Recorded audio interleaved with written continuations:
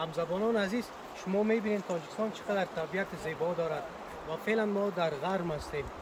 از این طبیعت زیبای تاجیکستان یا غرب ما کیف میکنیم، لذت میکنیم و کسایی که به تاجیکستان میآیند باید یک بار این را ببینند. این بسیار فرض است، جای بسیار دیدنی است و آبش هم میبینید چقدر سرد است. ما یک بار پای خود ما در آبش ماندم، اینقدر سرد بود.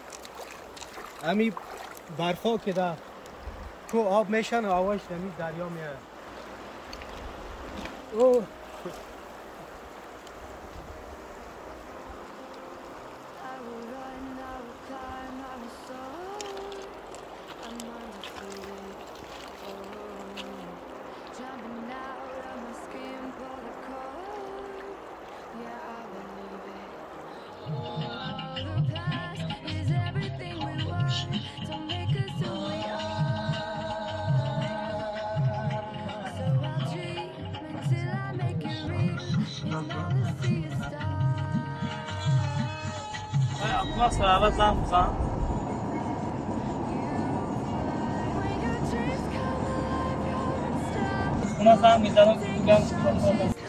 همزبانان عزیز، ما در اینجا آمدیم توت تکانی. یاد از کودکی ها که در کوهستان و پنشیر می رفتیم اونجا توت می تکاندیم و چی خاطرهای خوش. یک توت نمی تکانی.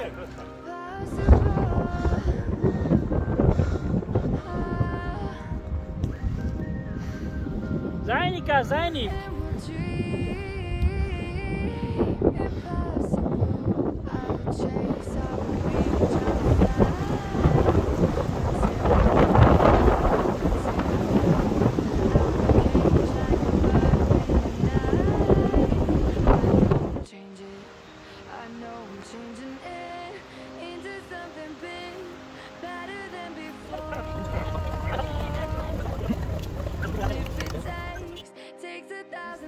میبینیم دخترکای خندون توتا میفروشن، چقدر شیرین هستن و من یار قسم کل توتای شدم میخرم.